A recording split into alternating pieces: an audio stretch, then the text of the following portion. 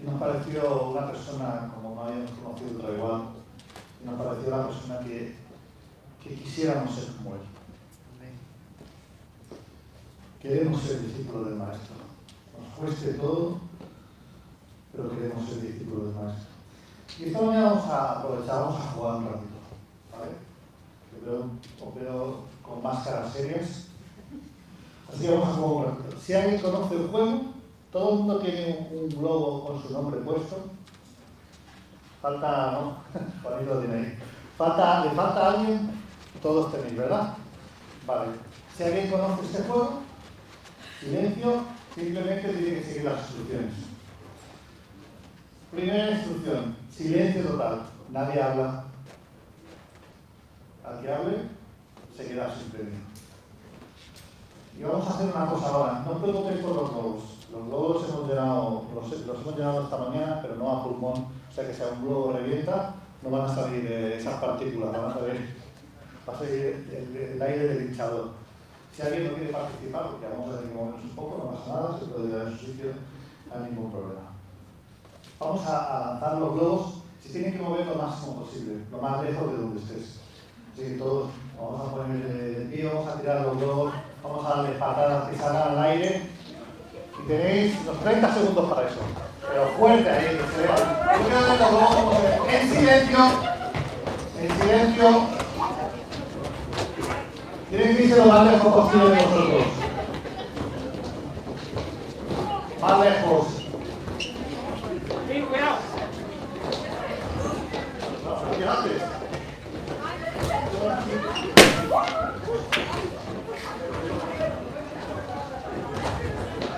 No podéis perseguir vuestros globos, no podéis hablar con nadie.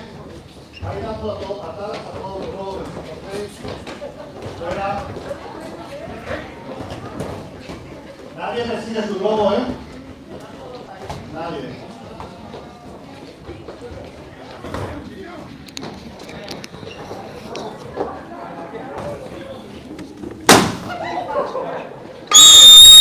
Uy, qué más suena esto. Y ahora tenéis 30 segundos para encontrar vuestro globo. Sin hablar.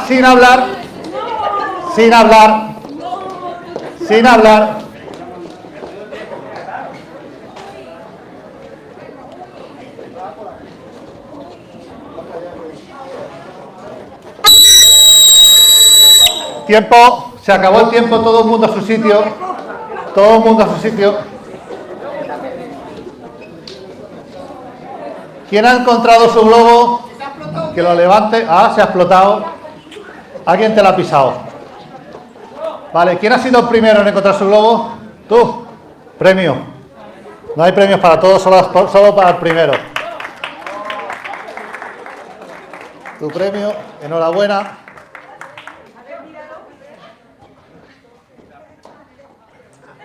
¿Cuál es el premio?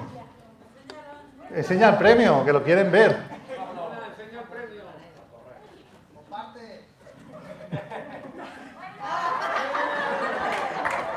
No hay nada. Os han engañado, para que busquéis vuestro globo. Bien. Pues ahora tenéis 30 segundos para coger el primer globo que tengáis cerca y dárselo a tu dueño.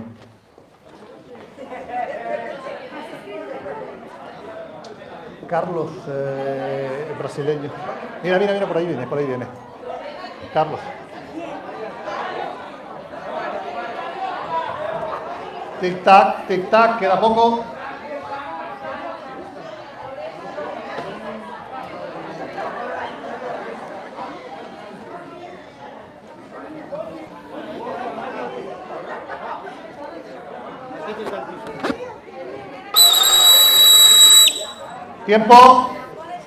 Tiempo. Se acabó, todo el mundo a su sitio.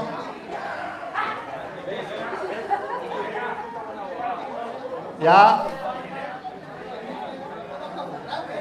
Todo. Ah, porque eso sería de antes.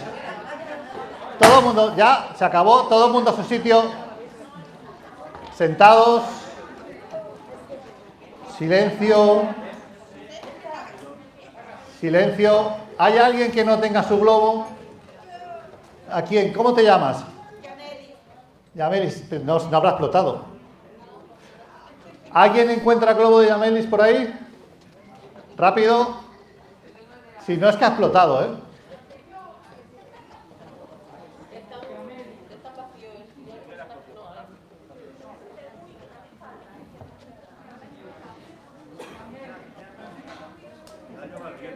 No lo tenemos.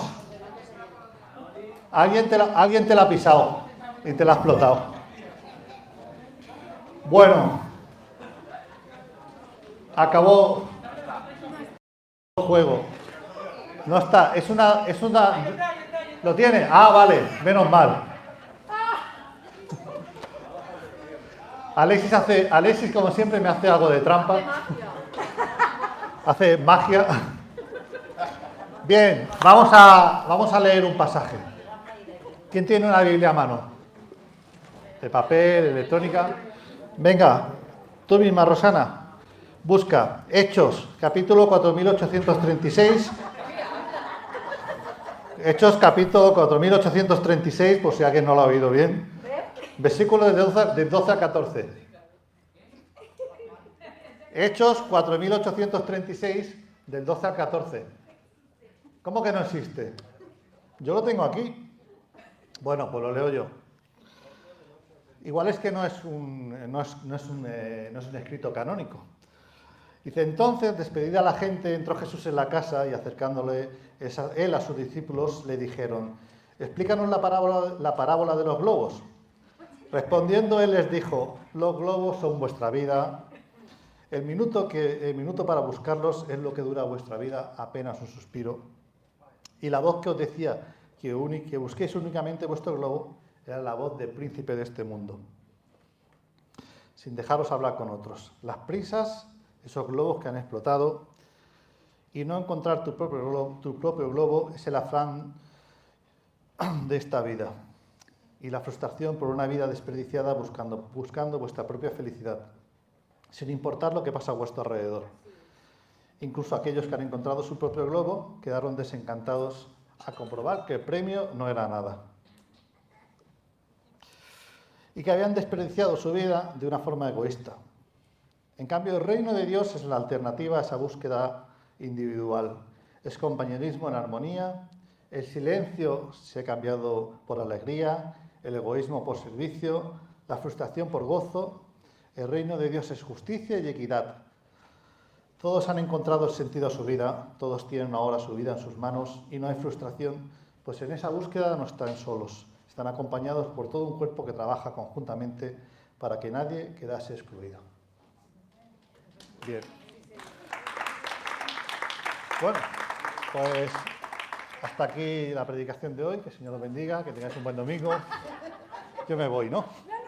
¿Cómo que no? ¿Nos parece suficiente buena enseñanza ya? Bueno, hemos hecho este juego un poquito para ver un poco qué pasa con la sociedad donde estamos, ¿verdad? Esta sociedad que es muy individualista, en la que todos buscamos, lo primero lo mío es yo, mí, me, conmigo. Pero el Señor nos está ofreciendo otra alternativa, que es la Iglesia.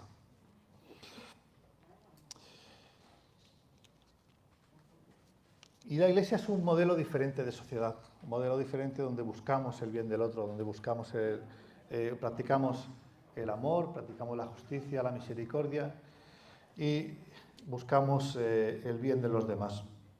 Y esa es la alternativa que el Señor está dando a su Iglesia. Esa es la alternativa que el Señor está dando a la sociedad a través de su Iglesia.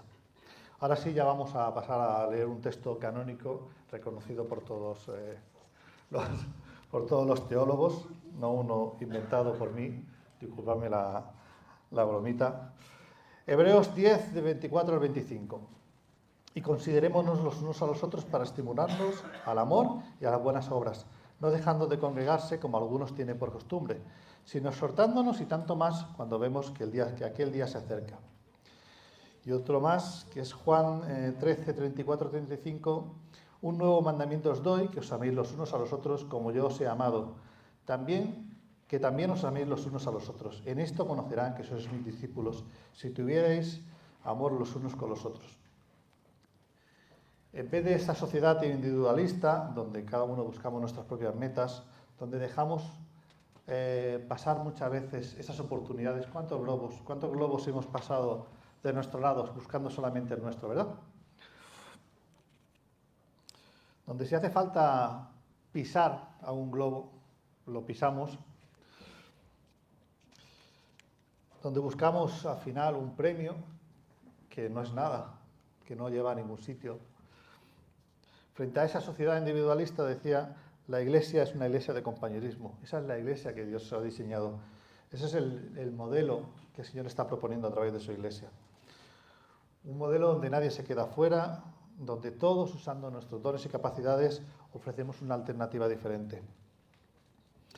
Así que lo que hemos hecho aquí es que hemos antepuesto la búsqueda de lo mío por la búsqueda del que tengo al lado. Y ¿sabes qué pasa? Que en un momento, al principio, solamente unos cuantos han encontrado su propio globo. Pero después ha pasado el mismo tiempo y todos hemos encontrado el globo. Y si ha habido un caso de que a alguien se le ha explotado el globo, se le ha hecho uno nuevo. Nadie se ha quedado sin. Todos recibimos lo nuestro. Y ahí sí que es verdad que tenemos un premio. Necesariamente necesitamos participar de la vida de la iglesia. Y digo necesariamente porque no hay cristianos en la iglesia. Y hay corrientes de pensamiento ahora mismo que están diciéndote, no hace falta la iglesia. Tú puedes vivir tu fe de una manera individual. La iglesia constriñe, la iglesia te marca, la iglesia te ciñe demasiado, entonces tú puedes vivir tu fe de una manera individual. ¿Y os parece algo raro o habéis oído esto alguna vez? ¿Lo habéis oído, verdad? ¿No será que esa corriente de la sociedad está entrando en la iglesia de una manera muy sutil? Me parece muy guay que nadie se meta en tus asuntos. Tú y el Señor solos. La iglesia no tiene nada que ver contigo. Pero no es así.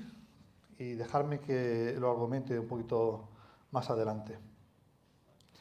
Porque puede parecer muy fuerte cuando digo no hay cristianos en la iglesia, no hay discípulos en la iglesia. ¿Cómo que no? Hay gente que sostiene que sí, que se puede vivir de una manera individual nuestra fe, que no hace falta el compañerismo, no hace falta tener hermanos con los que compartir, tener hermanos a los que tener que amar, tener hermanos a los que tener que dar cuentas. Se puede vivir solo. Mejor, si estamos solos nadie nos va a pedir cuentas, ¿verdad? Mirad, voy a hacer un resumen muy rápido para que veáis que toda la palabra desde Génesis hasta Apocalipsis apuntan a la dirección contraria. Lo primero es que somos creados a la imagen de Dios, un Dios trino. Y cuando Dios creó al hombre y la mujer, sopló su aliento de vida y nosotros tenemos la imagen de Dios y necesitamos profundamente a los demás. Necesitamos profundamente el compañerismo, la amistad, necesitamos profundamente a la iglesia. ¿O no habéis echado de menos cuando estábamos encerrados en casa poder reunirnos? Yo no he echado de menos irme a tomar unas cañas, he echado de menos abrazar a mis amigos, a mi familia, a mis hermanos, he echado de menos estar con vosotros. Después el Señor hizo un pacto con un pueblo, con Israel, su pueblo escogido.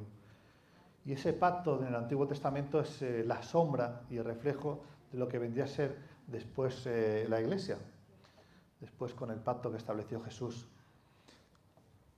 Y el mismo Jesús, cuando estuvo aquí en la tierra, cuando vivió encarnado en hombre, podía haber hecho lo que tenía que venir a hacer, podía haberlo hecho solo. Es más, a veces leemos los evangelios y vemos que los discípulos, pero si los discípulos no se estaban enterando de nada.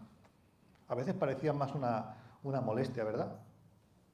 Maestro, ¿quién será el primero de nosotros? ¿Quién va a ocupar el lugar más importante?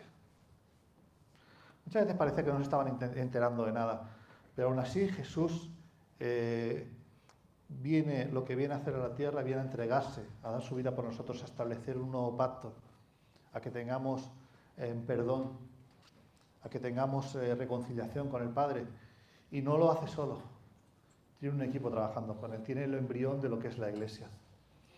Y cuando Jesús se va y viene el Espíritu Santo y es derramado el Espíritu Santo en Pentecostés, los discípulos, los apóstoles, son lanzados a todo el mundo que tenían más cerca y se lanzan. Y allá donde van, no van predicando ni el Evangelio de Juan, ni el Evangelio de Pedro, no, van predicando el Evangelio de Cristo y van construyendo comunidades de fe, van construyendo iglesias. Y las cartas que se envían no se envían a personas individuales, se envían a iglesias. Y sí que se envían algunas cartas a personas individuales, pero se envían para decirle, mira cómo tienes que comportarte en la iglesia, mira cómo debéis conduciros los unos con los otros. Están hablando de la vida de la iglesia. Así que toda la palabra apunta hacia la iglesia. Apunta hacia la persona de Jesucristo, pero yo estoy hablando ahora del diseño de Dios que tiene que ver con la iglesia. Y acaba la Biblia en el libro de Apocalipsis y el Espíritu escribe a las 7 iglesias. Así que no escribe a personas individuales. Así que cuando alguien te diga que la iglesia, que eso ya pasó el tiempo de la iglesia, que es el tiempo en el que podemos vivir nuestra fe de una manera individual, se está equivocando de una manera profunda. Así que te recomiendo que le digas, lee la palabra. Dice, empieza en Génesis y acaba en Apocalipsis. A ver lo que está diciendo el Señor de la iglesia. Si quieres, discutimos de cómo más o menos están organizadas las iglesias, ¿verdad? Una iglesia en células, qué guay, una iglesia... No, a mí me gustan las iglesias, estas iglesias multitudinarias, mega iglesias, 4.000 ahí juntas alabando al Señor, un estadio lleno, qué guay, ¿verdad? ¿Cómo tiene que molar eso? No, yo prefiero una iglesia denominacional, así si me voy de sitio encontraré una iglesia exactamente muy parecida a la que tengo. ¿Vale? No hay problema. De eso podemos discutir. ¿Podemos discutir del gobierno de la iglesia? No, mejor una iglesia congregacional, en la que todos nos reunimos en asamblea y decidimos las cosas. No, eso es mucho lío porque mucha gente, son muchos problemas. Mejor una iglesia episcopal y donde las personas que están designadas de parte del Señor establezcan los acuerdos.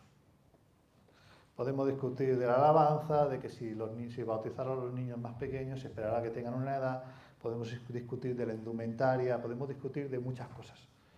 Pero no me discutáis que la iglesia no es el diseño que es Dios para nosotros. No me discutáis y no me digáis que se puede vivir la fe de una manera individual, porque no me vais a mover ni un centímetro de mi posición. La iglesia es diseño de Dios y por lo tanto tenemos que estar necesariamente participar de la vida de la iglesia. Así que, repito, no hay discípulos sin iglesia, como no hay discípulos sin maestro.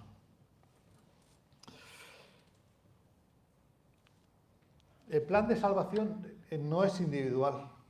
El Señor no vino a por ti ni a por mí. Entregó su vida por la iglesia. Y cuando venga a buscar, vendrá a buscar a su iglesia. Y lo guay es que tú y yo nos vamos a beneficiar de eso. Lo que está chulo es que cuando el Señor venga por su iglesia, tú y yo estaremos dentro de la iglesia. Seremos parte de esa comunidad que el Señor ha diseñado.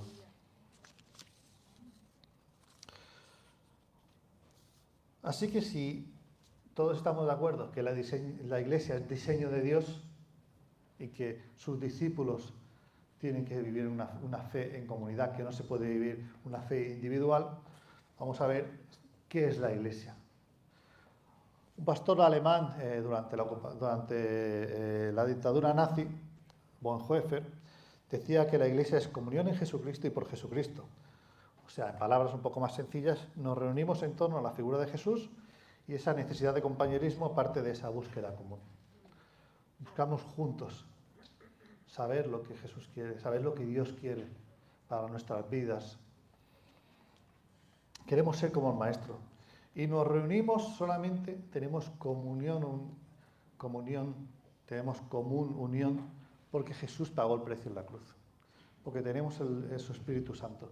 Si fuera por nuestras fuerzas, si fueran nuestros méritos, en nuestras capacidades, no llegaremos a ningún sitio.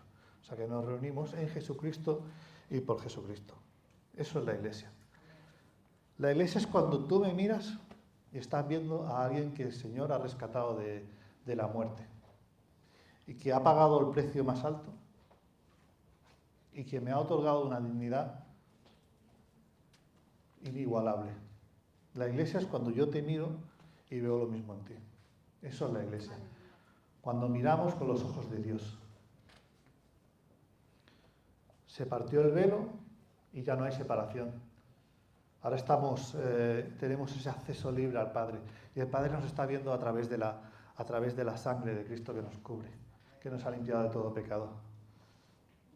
Yo tengo que verte así y tú tienes que verme así. Y entonces estamos siendo iglesia. Ahora, ¿qué no es la iglesia? La iglesia no es lo que yo pienso que tiene que ser la iglesia.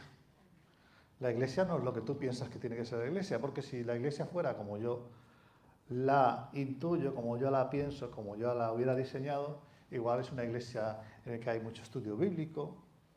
Si lo organiza Mónica habría mucha más alabanza, si lo organiza otra persona habría más de otra cosa. Cada uno incidiría en aquella cosa que más le gusta. ¿Y sabes qué pasa? Que cuando yo incido, mi iglesia perfecta, se estudia bien la palabra profundamente, y el que no está a ese nivel ya no es digno. Y empiezo a mirarlo de una manera diferente, empiezo a mirarlo de una manera dura, empiezo a mirarlo sin la misericordia de Dios, empiezo a mirarlo con mis ojos y no a través de los ojos de Jesucristo, a través de los ojos de Dios, perdón. ¿Y qué pasa cuando yo miro a alguien así? Pues que ya no le voy a tratar igual, porque no va a llegar a mi estándar, no va a llegar a lo que yo creo que tiene que ser, y como no va a llegar a eso, pues entonces lo desecho. Y tristemente hemos oído muchas veces eso de no me hables de la iglesia porque en la iglesia me han dañado, en la iglesia he sufrido muchísimo. Y entonces vemos que esa es una realidad triste, porque no estamos viviendo iglesia como según el Señor la diseñó. Estamos viviendo la iglesia a nuestra manera. Y vivir a la iglesia a nuestra manera significa que hoy me apetece, mañana no me apetece, tú sí, tú no. Pero la iglesia, tal y como Dios la diseñó, es que todos sí. Y a todos nos está viendo con una dignidad y con un valor incalculable. Así que, ¿hay conflictos entre nosotros? Sí, claro, inevitablemente. Estamos juntos todo el día, inevitablemente hay conflictos. Esto no es esto es como la parábola de los 2 cimientos. Dice, cuando venga la tormenta, no es si va a venir la tormenta o no, es que va a venir. Es que van a venir los conflictos entre nosotros. Y cuando venga el conflicto, ¿qué vamos a hacer? Vamos a mirar a la iglesia de una manera dura y va a ser nuestro saco donde descargar nuestras frustraciones y va a decir, no, yo no quiero saber nada de la iglesia. O vas a mirar a la iglesia con los ojos de Dios, según el diseño que Él ha pensado para ella, y vas a vernos a personas que estamos dentro de la iglesia como personas frágiles, con defectos, con debilidades. ¿Amaremos a la iglesia o culparemos a la iglesia de nuestros conflictos? Si dejamos de lado nuestras expectativas y nos centramos en mirar a la iglesia tal como Dios la concibió, entonces va a ser para nosotros siempre un motivo de gratitud. Siempre vamos a tener una palabra de gratitud hacia la iglesia. Una comunidad que vive el perdón, la gracia, el amor fraternal y está viviendo las promesas de Dios. Una comunidad que encarna la palabra de Dios, donde vamos a ser recibidos, restaurados, discipulados y donde vamos a llevar fruto. Os voy a contar una anécdota. La he contado antes también, tengo el permiso de Gabri. Hicimos una encuesta, se llamaba El estado de la iglesia, hace unos años. Y entonces una encuesta se puntuaba del 0 al 10 y había, no sé si había 8 o 10 apartados. Alabanza, enseñanza, predicación, acción social, misiones, en fin. Entonces voy a Gabri, le doy toma Gabri el cuestionario.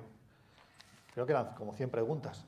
Y a los 5 minutos me devuelve el cuestionario. Digo, ¿qué pasa? ¿No vas a hacer el cuestionario? Dice, no, ya lo he hecho. Digo, pero no te ha dado tiempo a hacer el cuestionario, macho. Si no te da tiempo ni a leer, que yo soy universitario. Digo, vale, espera, voy a ver. Empiezo a mirar el cuestionario, todo 10. Digo, macho Gabri, digo, esto no me vale, esto no es objetivo. Y es verdad, no, si vas a hacer un cuestionario no te vale de que todo, un cuestionario que sea todo 10 no te vale porque no está siendo objetivo, y un cuestionario que sea todo 0 no te vale porque no está siendo objetivo. Pero sí que me enseñó una cosa, que Gabri estaba mirando en ese momento a la iglesia con los ojos del Señor. Y me pareció de una inocencia, de una, no voy a decir ingenuidad, pero de una claridad. Estaba mirando con una claridad, con una mirada clara a la iglesia, que no quise ser yo el que le explotara esa burbuja. Espero que hoy siga pensando así de la iglesia. O sea que ya hemos visto lo que piensa el Señor sobre la iglesia. Lo que es y lo que no es iglesia. Ahora vamos a ver la segunda parte, aquello de en esto conocerán que sois mis discípulos, en que os améis los unos a los otros. Y llevamos mucho tiempo incidiendo en esto de amar a Dios, amar al prójimo y hacer discípulos. Y es un mandato para sus hijos. No es, bueno, si queréis amar a Dios, a mí me tenéis que amar, pero al prójimo, bueno, y hacer discípulos, bueno, no, es un mandato. Amar a Dios, amar al prójimo y hacer discípulos. Y ya hemos dicho, no se puede hacer de forma individual, lo tenemos que hacer en iglesia, cooperando, poniendo todos nuestros dones y capacidades al servicio del Señor. Pero además viene Jesús y nos hace ir una milla más. Dice, ¿oísteis que fue dicho? Amarás a tu enemigo. Pero si a mí se me cuela una señora en el supermercado, en la carnicería, y yo, qué prisa tienen los jubilados siempre. Y me tengo que morder en la lengua para no decirle, señora, que tengo prisa. ¿Cómo es posible? ¿Cómo vamos a amar a nuestros enemigos, a los que nos traicionan, a los que nos hacen daño? Es imposible, ¿verdad? ¿Es imposible o alguno de vosotros podéis?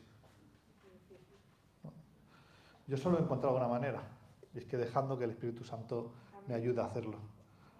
Cuando le digo, mira Señor, yo no puedo. O sea, no puedo. O sea, hazlo tú a través de tu Espíritu Santo, porque yo no puedo amar a aquel que me está pinchando, por no decir otra cosa.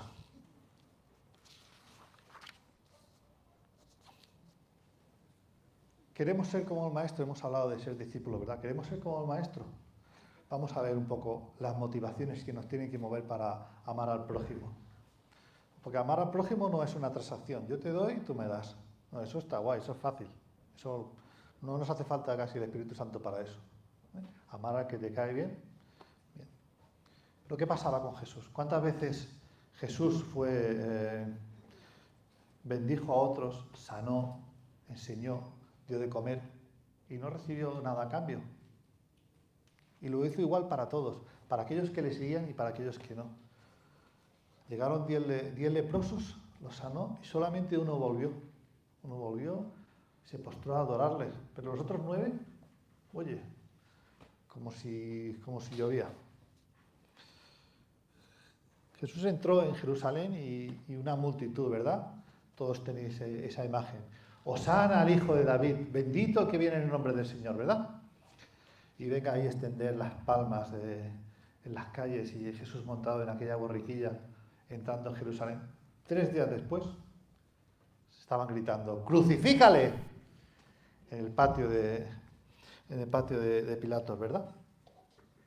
Y cuando Jesús fue a la cruz, apenas un puñado de mujeres estaban siguiéndole. El resto de la gente había desaparecido.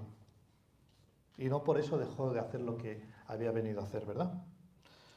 Así que queremos ser auténticos discípulos de Jesús. Ama, pero ama sin condiciones.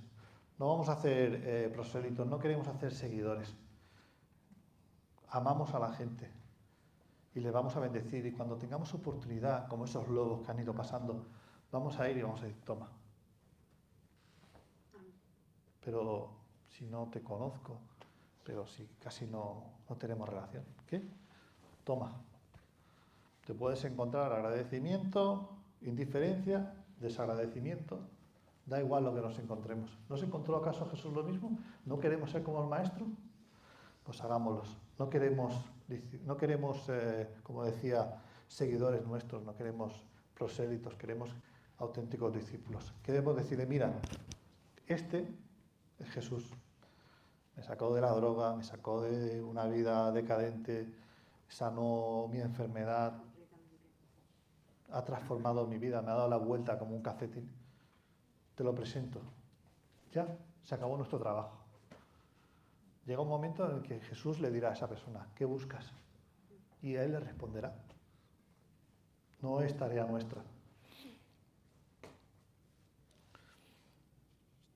Así que vamos a ver unos ejemplos de la vida de Jesús, de lo que significa seguir a Jesús, hacer las cosas que él hacía. Y vamos a ver el Evangelio de Marcos.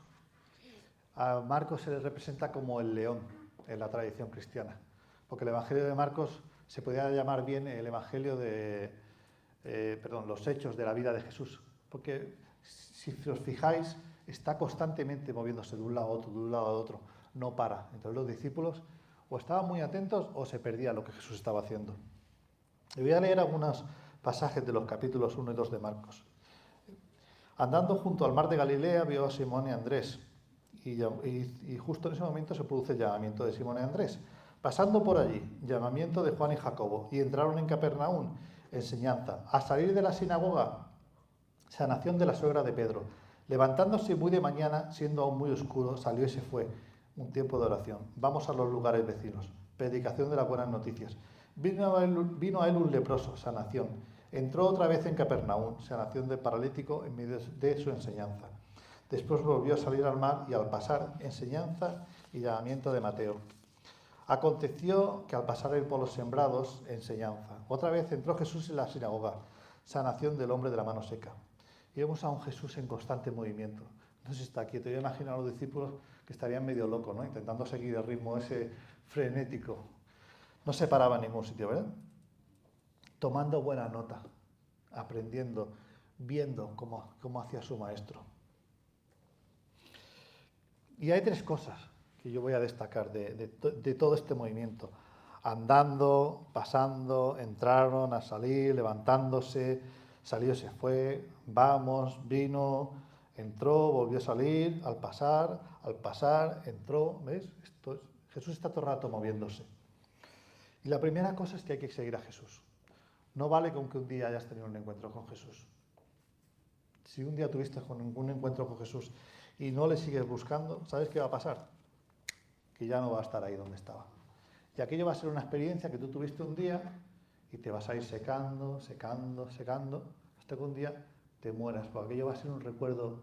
Sí, yo una vez tuve un encuentro con Jesús, pero tienes que seguirle todos los días, ir detrás de él, buscarle. Hay que ponerse un yugo, como esos dos, como ponerse un yugo para ir los dos, para que no se te vaya, que siempre lo tengas a tu lado. No vale que un día tuvieras una experiencia. Eso al final se queda en un momento, al final te conviertes en un religioso. Yo es que una vez, no, yo es que a diario quiero un encuentro con Jesús. Pablo habla muy bien de lo que es la vida cristiana. Es una carrera. Dice, corred con paciencia la carrera, ¿verdad? Ni cuando las cosas estén difíciles, ni cuando afrontemos pérdida, ni crisis económica, ni cuando afrontemos enfermedad, vamos a andar ahí desesperados. Oh, pobre de mí, ¿verdad? Vamos a hacer como decía Guillermo la semana pasada. Estamos atravesando un desierto. Vamos a buscar dónde está nuestro punto de referencia. Vamos a ir a la palabra, vamos a ir a la oración, a la meditación. Vamos a buscar de Jesús, vamos a escuchar su palabra, qué es lo que nos dice, a dónde nos quiere llevar. Cuando tú estás en un desierto solo hay dunas, no ves nada, solo ves el problema, solo ves por dónde estás pasando. Pero tienes que ver más allá, tienes que ver lo que el Señor nos está diciendo, tienes que aprender a seguirle. La segunda cosa que quiero destacar es que Jesús aprovechaba las oportunidades. Él estaba atento y además practicaba la misericordia. Hemos pasado por delante, cuando buscábamos nuestros globos, hemos pasado por delante de 20, 30 diferentes, pero teníamos Mi abuelo tenía una yunta que se llama de mulas, y cuando iba a arar les ponía no me acuerdo cómo se llamaba, pero una especie de visera aquí para que solamente fueran hacia adelante. Y a veces parece que vamos así por la vida, ¿verdad? Que solamente vemos lo nuestro, mi trocito que tengo que arar. Pero el Señor quiere que abramos nuestro campo de visión, que las cosas que pasen a nuestro alrededor cada día, que las aprovechemos. ¿Veis estos pasajes que hemos visto? Jesús va de camino para allá, se le presenta uno con la mano seca, lo sana. Va a la casa de Pedro, está la suegra de Pedro enferma, la sana. Pasa uno por allí, lo llama, sígueme. Está predicando en una casa, le desmontan el techo. ¿Pero qué es eso? Si está predicando un maestro, dejadlo que predique, ¿no? No pasa nada. Lo sana, sigue enseñando, les está diciendo, no pasa nada. Voy a aprovechar todas las oportunidades que me salgan a lo largo del día. Y nosotros queremos ser como Jesús, queremos seguir su ejemplo. Hagamos lo que hacía Jesús. Aprovechemos. Tenemos una agenda, claro que tenemos una agenda, tenemos horarios de trabajo y tenemos responsabilidades, pero eso no nos exime de cuando algo pasa a nuestro lado, que hagamos así y apartemos la mirada. Podemos estar cansados, podemos estar, desanimados, pero no podemos, si queremos seguir al Maestro, como decía Ricardo, no es que cueste mucho, es que cuesta todo. Así que aprovechemos lo que pasa a nuestro lado, estemos atentos, seamos misericordiosos. Y lo último que quería escoger es que Jesús escogió entre lo bueno y la voluntad de Dios. Sabía priorizar, siempre. Salía a orar. Si leéis los evangelios, cuando veis que Jesús se aparta a orar, es que algo importante va a pasar. Una decisión trascendente va a pasar. Y lo vemos en el puerto, lo vemos en Getsemaní, ¿verdad? Sudando sangre. Si es posible, pase de mí esta copa, pero hágase tu voluntad. Jesús tenía en mente hacer la voluntad de Dios, por más dura que fuera.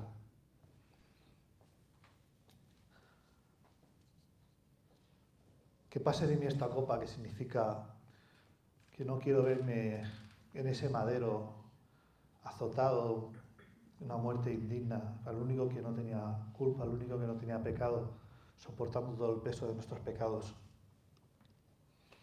Pero que se cumpla tu voluntad.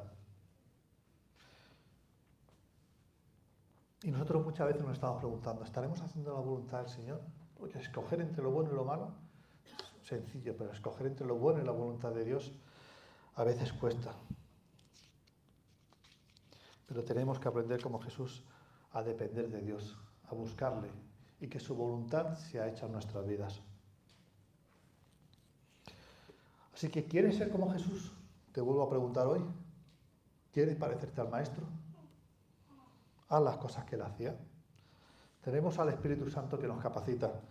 Tenemos a la Iglesia, donde vamos a crecer, donde vamos a desarrollarnos, donde nuestros dones y nuestras capacidades van a ser propulsados. Recuerda que no hay cristianos sin Iglesia, como no hay discípulos sin Maestro. Cuando Jesús regrese, vendrá a buscar a su pueblo con el que estableció un pacto. No vendrá a buscarnos individualmente, vendrá a buscar a su Iglesia. ¿Quieres ser como Jesús? Haz las cosas que él hacía, síguele, muévete, no lo pierdas de vista, por mucho que se mueva. El Espíritu Santo nos va a ayudar. ¿Quieres ser como Jesús? Aprovecha las oportunidades que se presentan cada día. Practica la misericordia, la justicia. ¿Quieres ser como Jesús? Busca hacer su voluntad. Prioriza lo importante, porque lo urgente siempre tenemos entre nosotros cosas urgentes que hacer, ¿verdad? Tenemos 1000 cosas. Así que queréis ser como Jesús, entonces haced las cosas que Jesús hacía. Que el Señor os bendiga, que tengáis un buen domingo y nos vemos entre semana en los grupos de vida haciendo iglesia. Amén.